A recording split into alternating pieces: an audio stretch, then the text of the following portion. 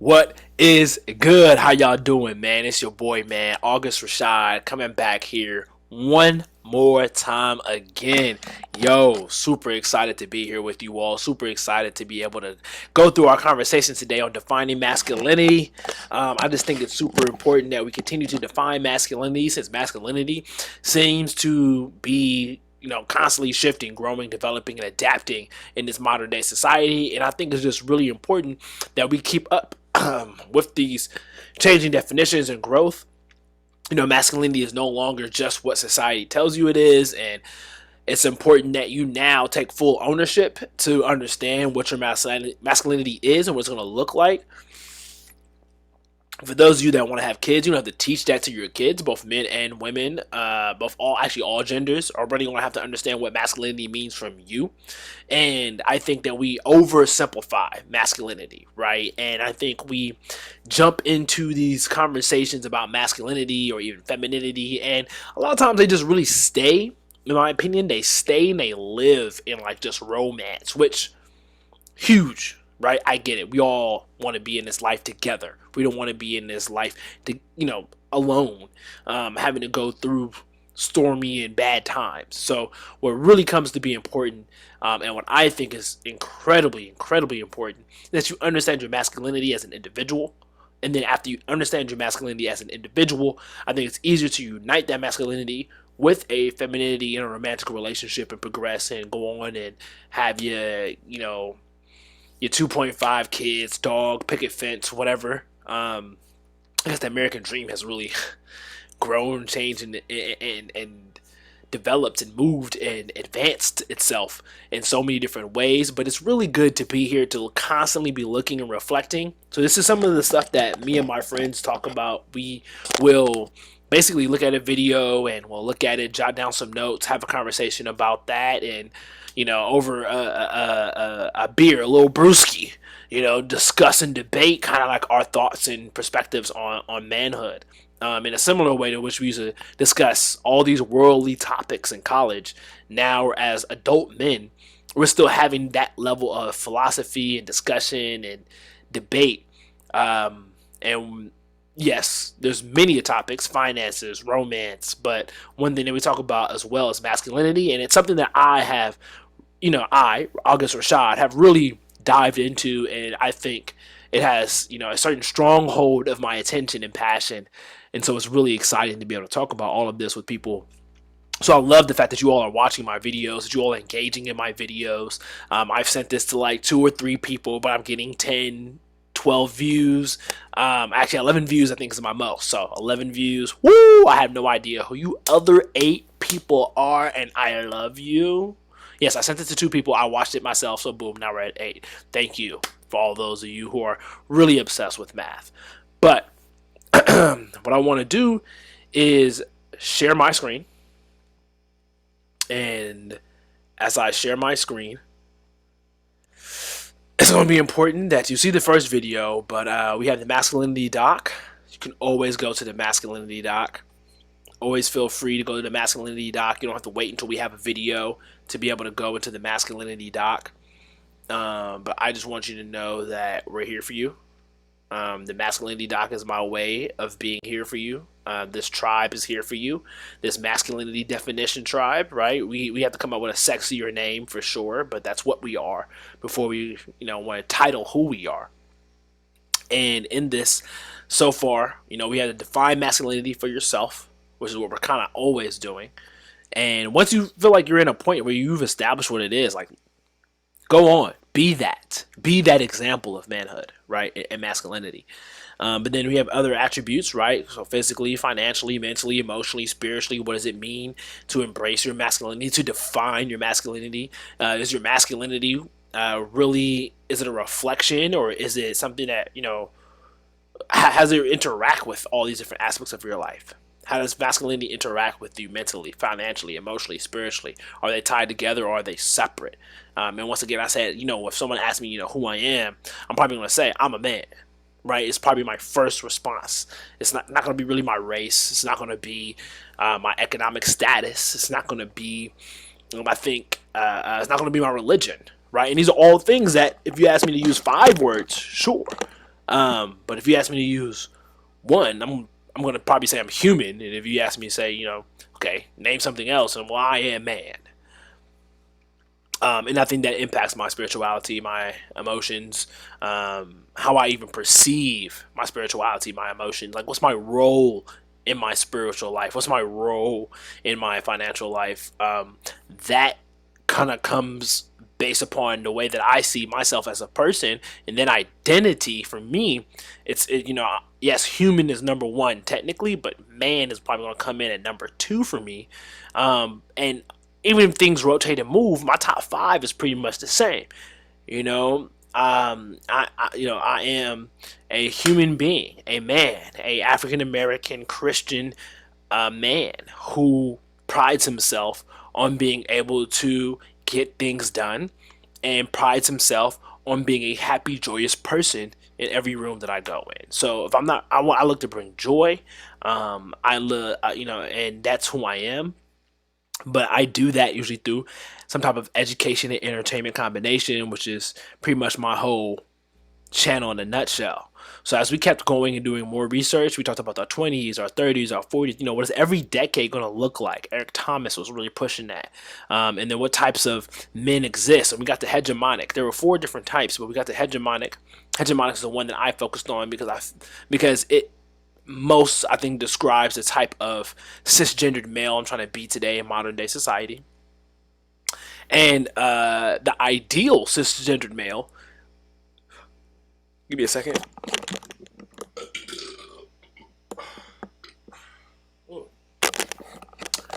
Excuse me. Excusez-moi.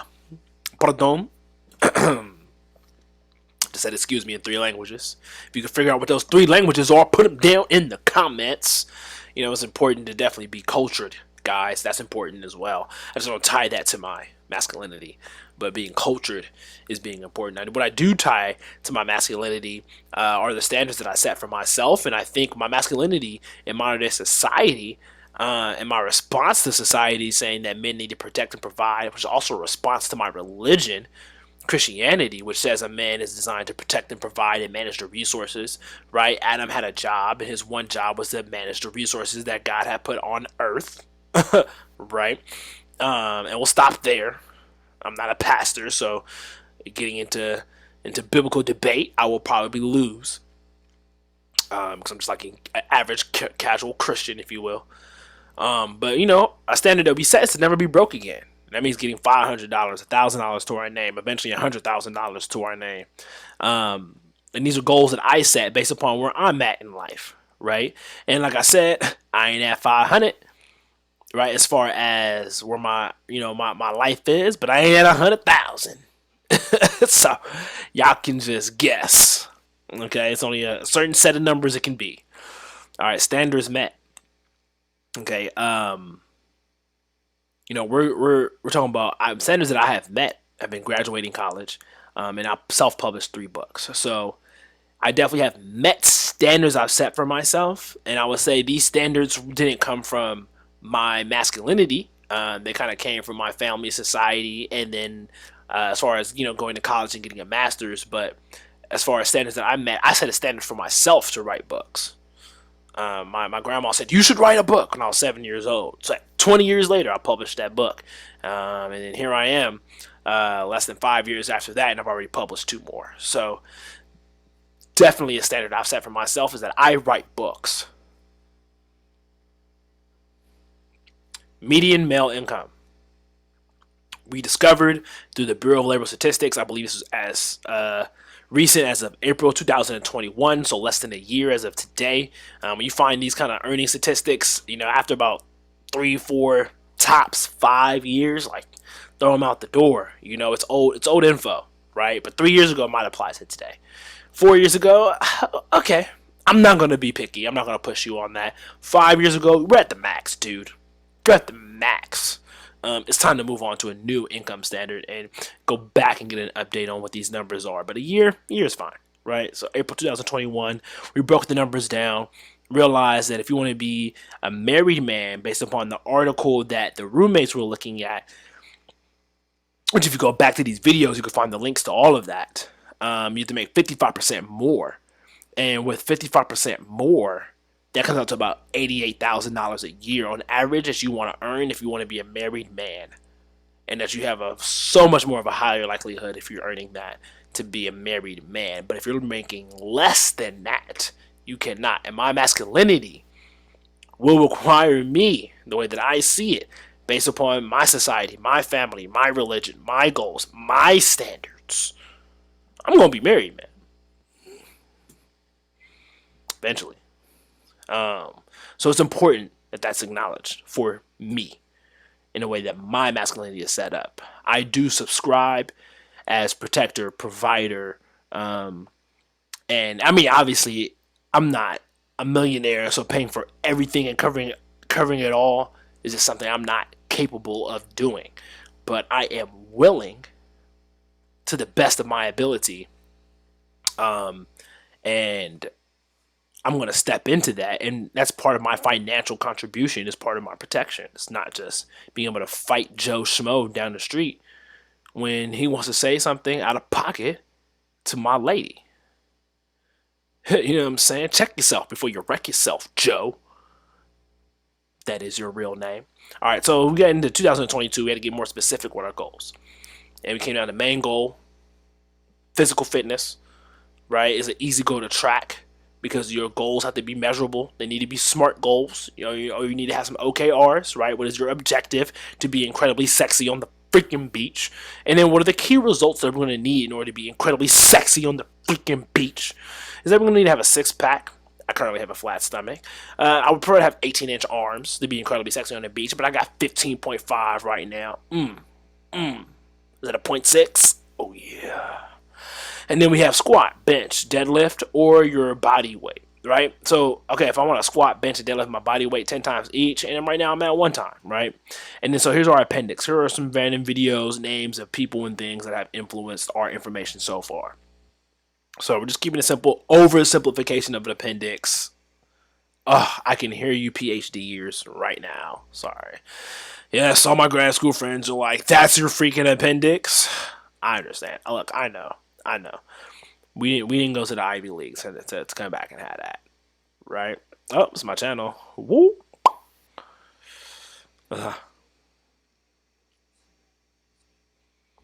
So this is gonna be 4 stages of an animated man. Um, I got a little soft agenda notes. So we're gonna look at AMS today. We're gonna look at Jordan Peterson today. And then we have Mitch Manley, 4 stages of manhood. We're actually going to watch his video first. It's the shortest of it. He's looking at 4 different stages of manhood. So let's see if this is relative, if this makes sense. He published this in 2018. It's April 2018. It is now January 2022. Let's see if this is relative towards our lives. All right, you ready, tribe? Let's dive in, man. First stage.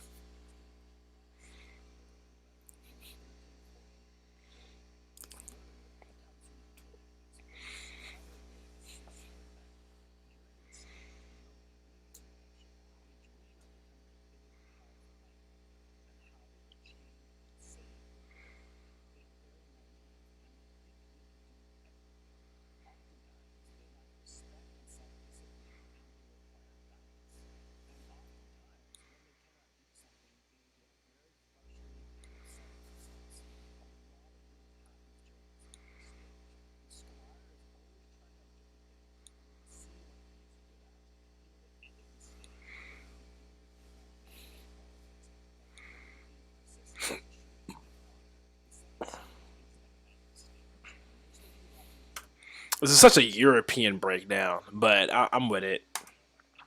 This is the Western world, and the European won and ran and dominated the Western world, so it's all good. We lost the war.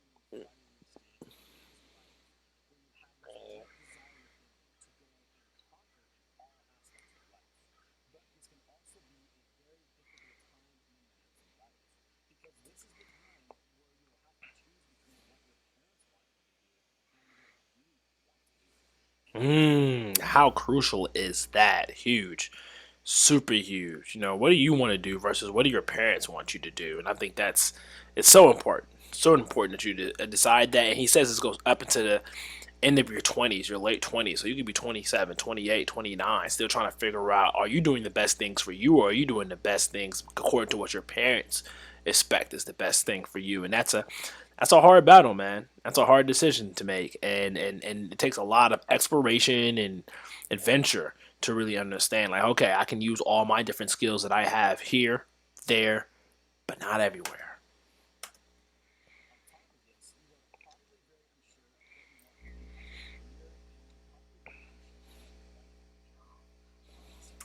That's big facts. It took until I was 30 to have much more clarity on what I wanted to do with my career, what skills have I built, what makes sense, what can I actually do, and then I started marching on that, and that has been phenomenal for post 30s. But we'll see what stage we're at, because I think there's some maturity in this stage, and then there's age in this stage.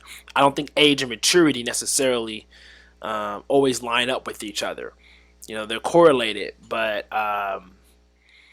yeah, maturity comes with experience.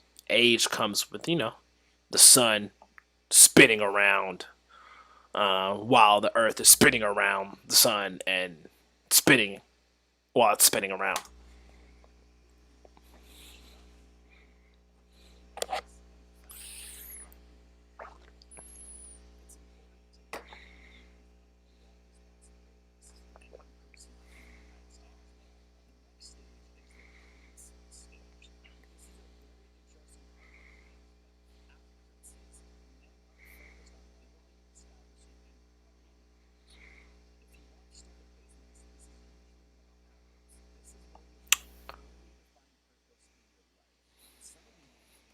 Wow, talk about it. I mean, my purpose is pretty clear. It's pretty aligned. I have a business idea that I'm definitely working on here on YouTube, because I was like, oh my gosh, after trying to do YouTube for 7 years and not really knowing what my purpose was, what I can commit to, what can I be consistent with, what the topics I really want, what really speaks to me, what's something that I want to be known for forever. What if no one freaking knows about me ever and I'm just doing these videos for my own good health?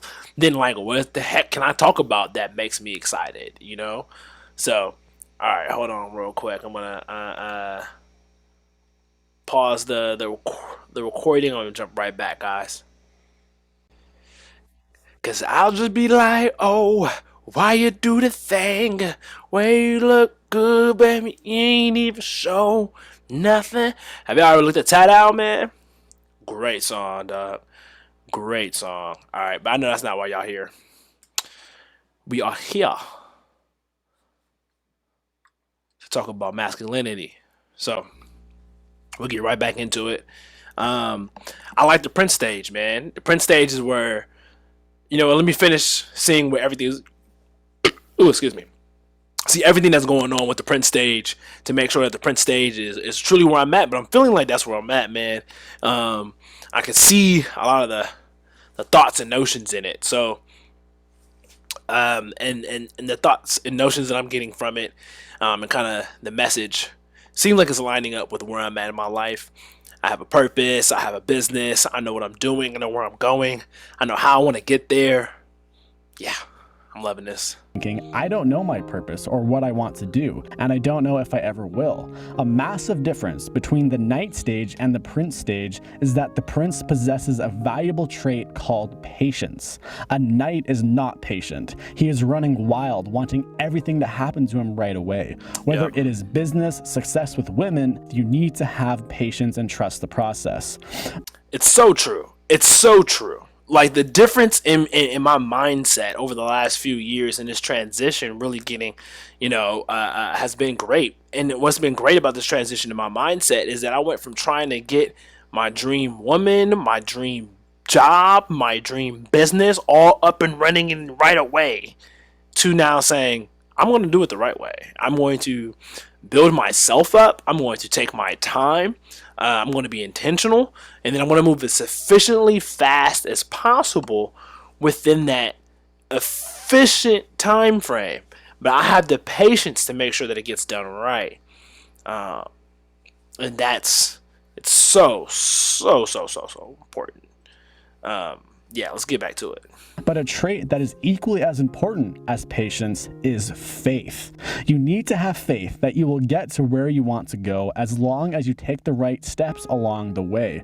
100%. All the facts right here. This is in my heart and soul. Maybe y'all are in different stages, but this is where I'm at right here. A prince is not overly concerned with the outcome, but he is very concerned with the process, and he is constantly course correcting and improving the way he does things. Absolutely, 100%. I think of new and better ways to do something. I will go and implement that new and better way. I find out that someone's doing the same thing that I'm doing in a better way. Well, guess what? I'm doing it in the better way. Like, I am really here to learn, to reflect, and use that information that I'm getting from learning and reflecting to best understand how I can best contribute to my life, to my goals, to my dreams, to my tribe, to my people, to my future A prince life. will build his kingdom, and during this time, he will probably find a queen to stand beside him, although this can happen at any point in a man's life. The final stage is the king stage. The king is calm, relaxed, reflective, and more importantly, he possesses wisdom. You cannot really change a king. A king has strong beliefs. He knows who he is and what types of people he wants to surround himself with.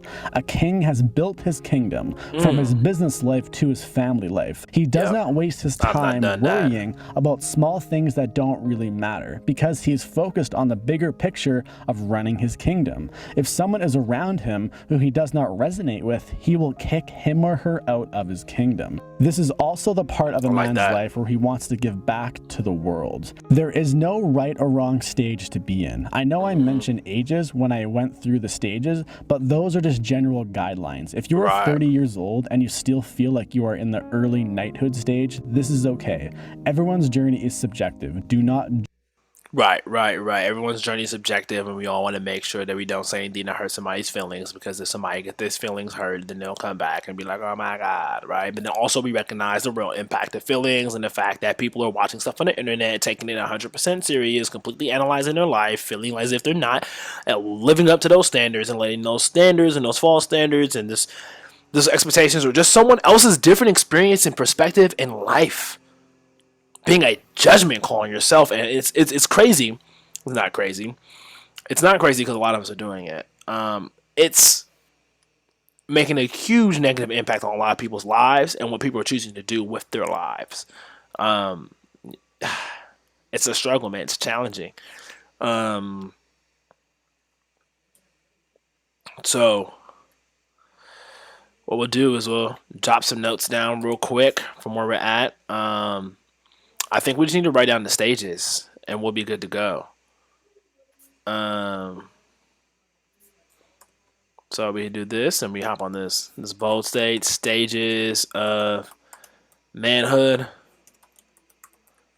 Hit that with a link. You already know I hyperlink everything.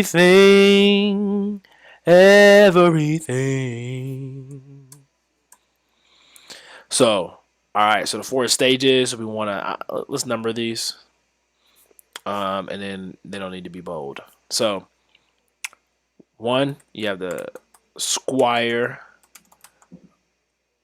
a boy who is basically emotionally led.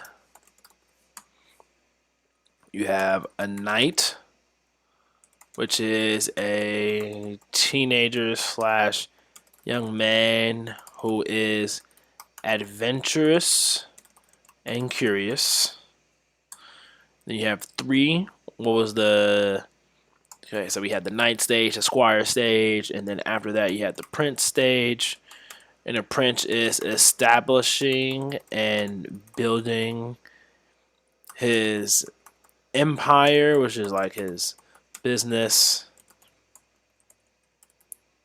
and family. Awesome, which is great stuff. And I'll say something else significant too is that he knows his purpose.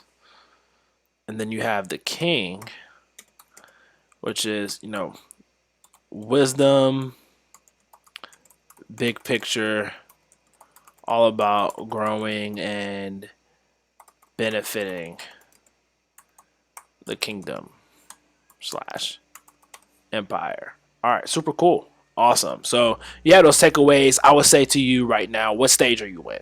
I'm in the Prince stage. So what I'm going to do is I'm going to highlight the Prince stage for myself. 'Cause I know it's the stage that I'm in, and I accept that. I step into that, and I am all about that. I'm all about, just actualizing my purpose, which is like great to have, great to know. But it took so much adventure and curiosity. So let's go into Jordan Peterson. He talks about becoming a man. Okay. Well, let's see what becoming a man is, according to Jordan Peterson. I think it's like a 12-minute video. Join the CSULB Don't plan on Data Science finishing the and whole Analytics 12-minute Bootcamp video, so I'll drop to the train link. with expert instructors.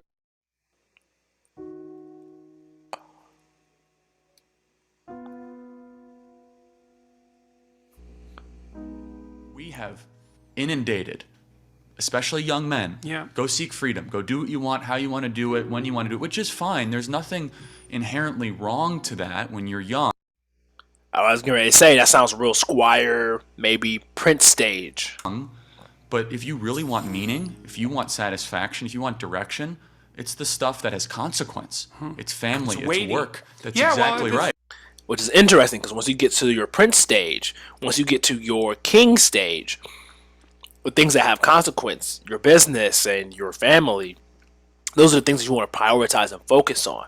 So I think having that pressure of needing to be a great businessman, a great family man, a great, incredible, successful king, if you're feeling that pressure while you're in the Squire or you're in the Knight stage, you'll probably be depressed or just super anxious or just feel less than, which sucks. But if you could recognize it and put it into different stages, and you'll be like, okay, cool, I'm not at that stage. I'm chilling. And I think that's the issue that we're seeing a lot of times in modern day America. We can see it all results-wise right now, but what we don't see is the process and the stages that lead up to that. And I think that makes it incredibly difficult for people to have a lot of confidence when they're basically judging their life and comparing their life to internet standards. Freedom is. But we're not teaching young men that. No. Intentionally, that's the other thing I wanted to get to, but go ahead. Right. I think it's intentional. Well, I think You it always is wanna too, push the because blame, it's part too. and parcel of the idea that the productive activity of young men, and this also goes for the masculine, symbolically masculine activity of young women, by the way, but the productive activity of young men is indistinguishable from the force that gives rise to the crushing tyranny of the patriarchy. It's like, well, and that also gives young men a moral excuse not to engage in life. It's like, well, productive activity I is see for it all the fools. time. I've been told I'm a horrible person my whole life. What use is this to me? I'm going to go play video games in my basement. Yeah, well, and it gives an excuse to the useless part of men that don't want to succeed, because it's easy to sit around. I mean, it isn't, because the long-term consequences of that are just absolutely devastating. Yes. But see, so when we have a discussion about freedom, we might also say, well, the freedom is, I think this is right, it's freedom to pick your poison. It's freedom to pick your responsibility. That's correct. And you might say, well, there's a set of weights in front of you that you have to pick up in order to stand yourself. Because that's the other thing I think about human beings. Well, conscientiousness is a trait, and we don't have an animal model for conscientiousness. In fact, we don't understand conscientiousness at all from a psychological perspective. Or Darwinian perspective. Well, that's more complicated, because conscientious men tend to do better, and so they're going to be more successful. But we don't have a model for what conscientiousness is. But conscientiousness is, at least in part, the necessity to carry a. And that's what we're building right here in real time. Is we're building a blueprint. We're building a roadmap. Load for yourself and for other people, or to suffer guilt and shame as a consequence. And so that seems built in, especially to conscientious people. Now, conscientious people tend to be more conservative, because that's one of the predictors of conservatism. But it could easily be that freedom is the freedom to choose your yoke, let's say. And then you choose the weight that you have to carry, so that you can justify your miserable existence to yourself, so that you can go to bed at the end of the night and you can think, look, I did what I needed to do to set things right today, and I don't have to carry the existential weight around of my failure and uselessness as a consequence. The existential psychologists in the 1950s who emerged out of the chaos of World War II were very much concentrated on the idea of existential guilt, you know, that you owed being a ransom for your existence. And the way that you paid that ransom was to work for the betterment of being. I mean, it's a very ancient idea, but it is the one idea, I think, that gives people the self-respect, not self-esteem, the self-respect that's necessary to carry them through terrible times. When I'm asked, well, what has Jordan Peterson done for your members, the people you know, I say, he has them to stop acting like Peter Pan. So that they can actually be a man and not a boy. So the Peter Pan story is a really interesting one, because Peter Pan means everything, right? Technically, that's what Pan means.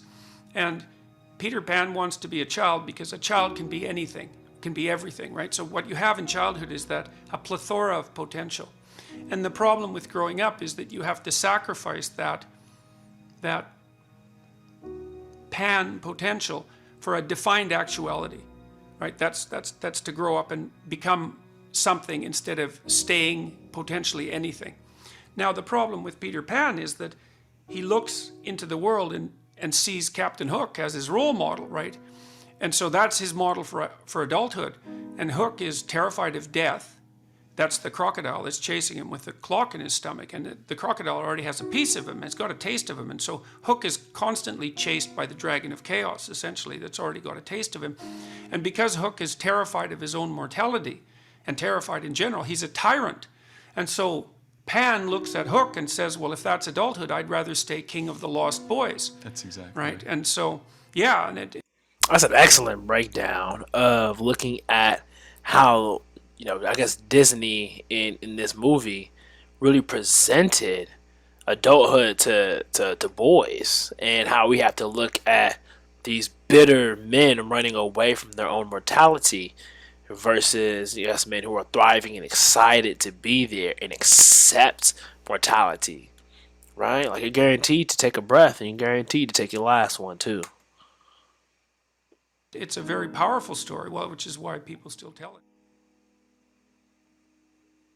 And I think that creates this whole entire perception of people not wanting to grow up. I remember even being a kid telling myself, I don't want to grow up. I don't want to be an adult. It doesn't look fun. It doesn't look exciting.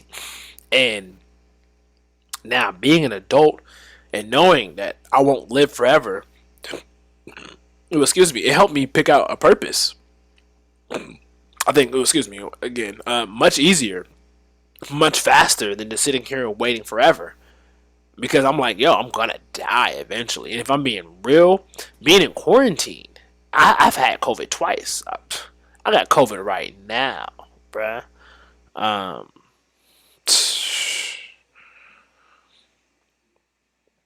Life ain't not guaranteed, bro. And I'm just happy that I'm alive. I made it through the first time alive. This time I'm vaxxed. You know what I'm saying? Vaxxed, not waxed, but...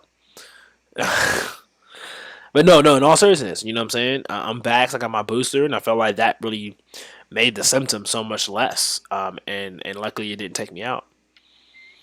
But that mortality will keep you pushing, keep you going. So I definitely want to encourage you all to keep going. Keep going, watch that video, man. Men just like you who know that you're meant for...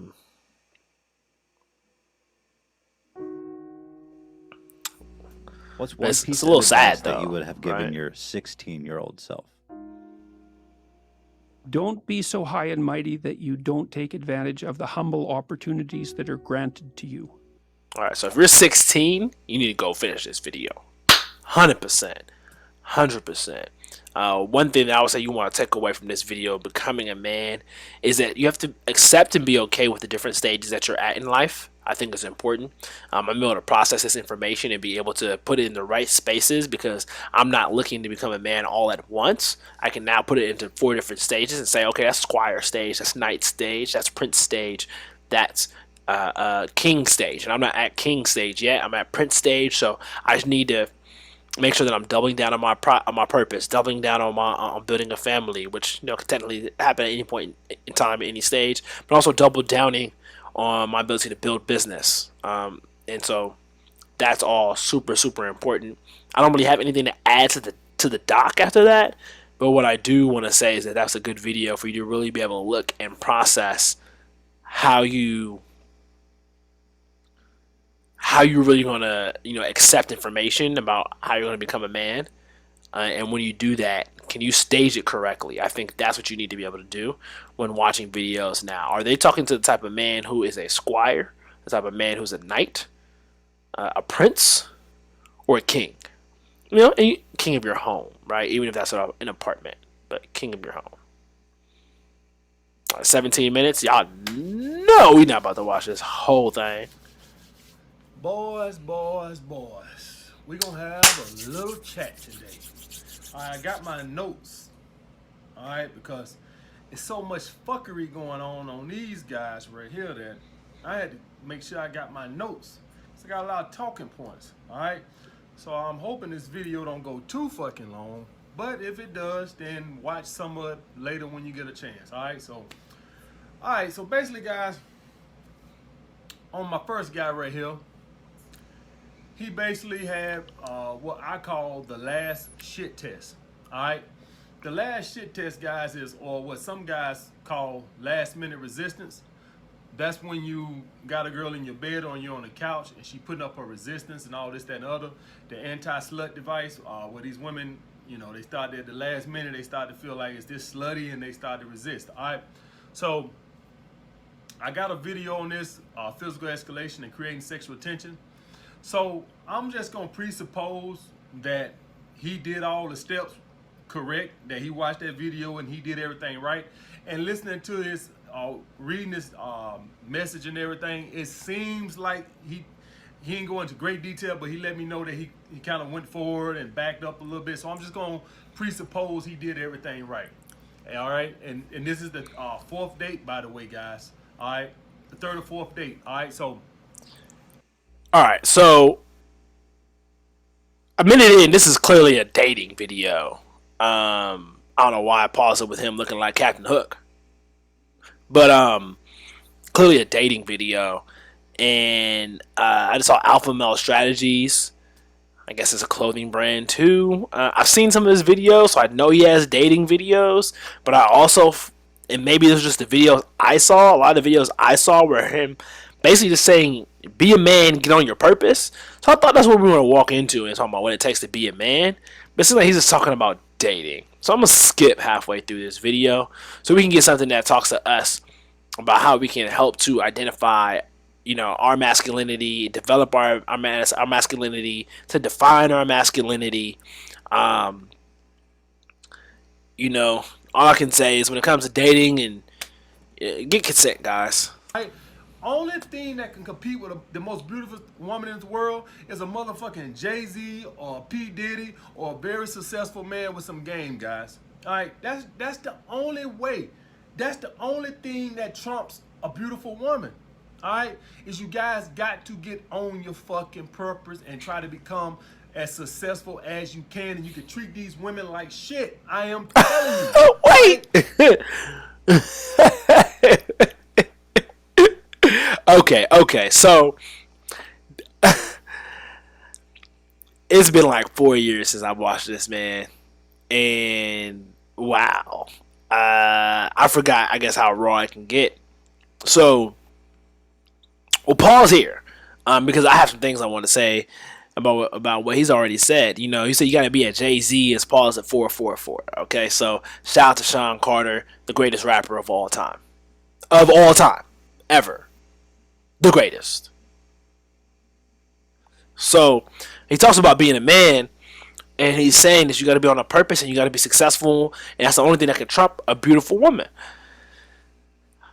If you're doing I guess if you're doing a value comparison, it's probably a better phrase. If you're doing a value comparison between a super successful man and a super fine, beautiful woman, yeah, I can see how the only way that you can trump a whole bunch of people wanting to talk to that beautiful, woman is if you're a super successful man and they know that by talking to you, maybe they can create some opportunity for themselves, right? If you're talking about networking, if you're talking about I assume he's talking about romance. So if you're talking to a super beautiful woman, you got to be a charismatic guy, a super successful guy. Like, what's the if what is the male equivalent of a beautiful woman, right? Because men, we're looking for beauty in romance, and that's way more valuable, I think, to us than maybe the importance of a man being handsome to a woman. But also, I think, you know, handsome as a man is different than being a beautiful woman, right? Because there's different words here. And it gets kind of tricky. So, yeah, I have a lot of opinions on relationships, and I'm trying to keep them to myself. What I think is really important if we're talking about masculinity and we're focusing on what really makes it specific to us and what we can take away from the one line he says, that you got to be on your purpose, you got to be on your grind, you got to make sure that you're as successful as you relatively can be, and that is one of the best things you can use to be able to date beautiful women. And he says treat them like shit, and I think he's saying that in an extreme way. And the reason I think he's doing that is for clickbait on YouTube. But then also, I understand that if you maybe you're like super nervous talking to beautiful women, you might have to have so much success on your own before you're able to have that level of comfort. And I would also say being on your purpose, being on your grind makes you so much more confident in general talking to people. Now that I know who I am, what I'm doing, what I have planned for my life, I'm able to present that to people. Even people I know who will reject it, not like it, think it's whack, trash, whatever. I'm just like, yeah, I can tell you this with full confidence because I know who I am. I know what I'm doing. I know what my plan is. I love the plan. I'm in love with the plan. I'm in love with my purpose. I'm in love with my process. I'm enjoying and embracing and engaging this each and every single day, and it's working for me. It's great. I love this. I love me. I love what I'm doing. I love what I got going on. I can present that to anybody on a date, networking, man to man, like random person at the bar that I'm just talking to. I mean, it's COVID, but outside of those situations, you know, you got to be prideful about who you are. And I think that requires you to set out a goal in your life. What's going to make you proud of yourself? And then go be that. And then present that in any area and aspect of life, personally or professionally. And I think when you're proud of who you are, it's so much easier to present that. And you got to find spaces that celebrate you as well. I've heard Eric Thomas talk about that. Go where you're celebrated, not where you're tolerated. Because if you go where you're tolerated, they're not going to be excited and ecstatic for you when you're doing certain things that are clearly speaking to your purpose and in alignment with who you are. But if you go where you're celebrated and you do something that they appreciate, you're doing something that they value. Now, when you do those things, you'll be someone who they appreciate and value.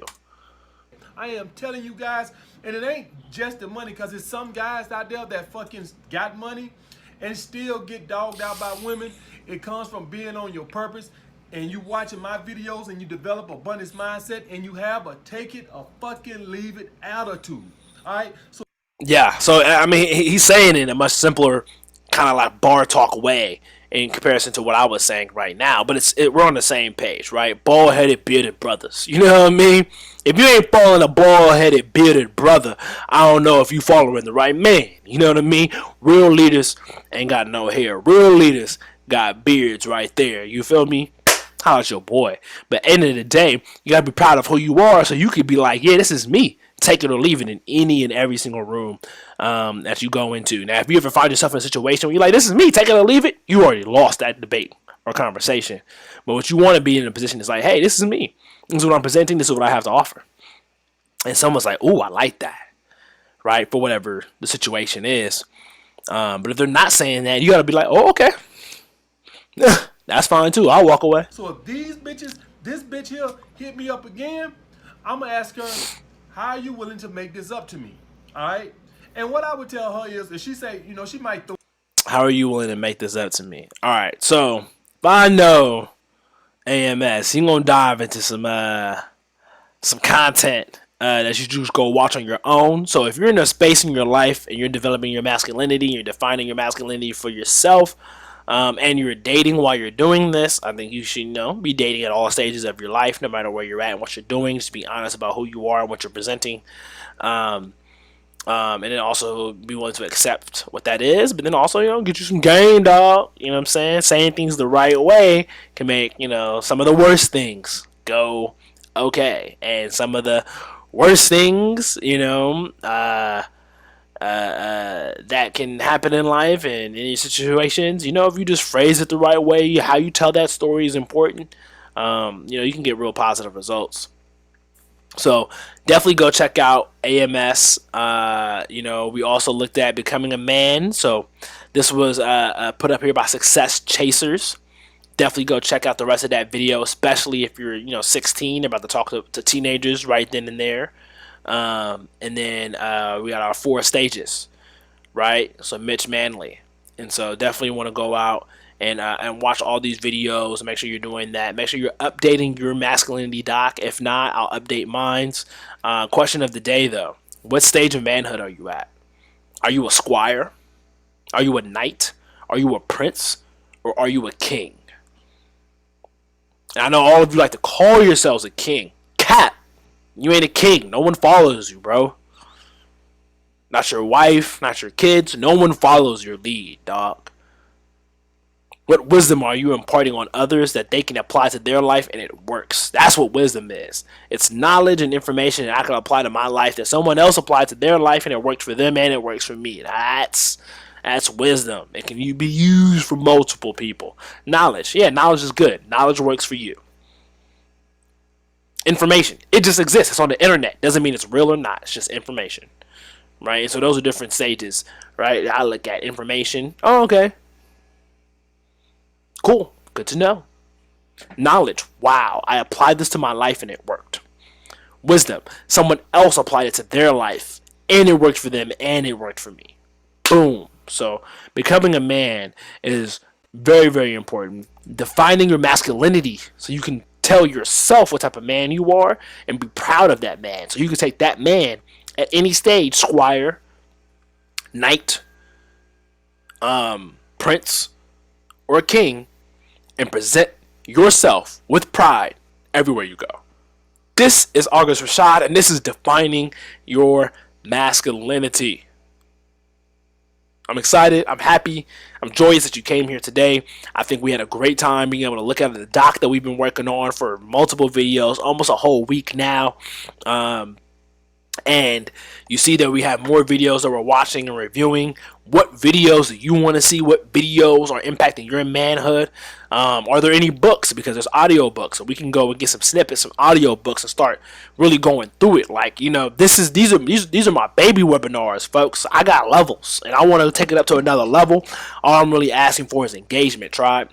So continue to let me know and comment below with different videos and with different people are having good videos on masculinity. Remember, it's important that we identify and establish our masculinity separate from femininity, but it's a duality world. So no matter what we're doing, this polarity between masculine and feminine will always be pulling towards each other. So it's important that we understand how to work with each other. And we'll eventually get to the point to talking about how does masculinity and femininity really work together and work with each other and respond to each other from the masculine perspective. Right? So if you're engaging in masculine and feminine activity, because let's be real, we all have masculinity and femininity inside of us, but developing and identifying your masculinity as it relates to your manhood in modern day society is absolutely necessary. Clearly, there's not enough intentional thought behind it, and before media and random YouTube videos with no exploration, no brainstorm, no notes are just telling you who the freak to be, like, that's just, you just gotta have a critical thinking mindset on what they're saying and whether it really applies and whether it doesn't. I'm listening to AMS and like these videos about how to, get women and date and hop in the dating market and get out here and doing is important. But it's not more important than you understanding your finances. It's not more important than you being adventurous in your night stage, going out and discovering who you are, what you like, what you don't like, and exploring the world and showing the world all your many talents so the world can tell you what they like to see from you. And then you can decide in your own pride and humility, yes, I'll be that type of man, or no, I won't be that type of man. right? I'm cisgendered because I said, society, what you expect of a straight man, I'll sign up for that, right?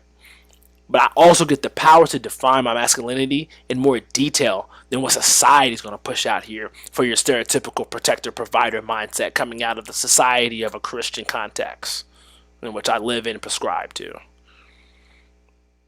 Right? Voluntarily.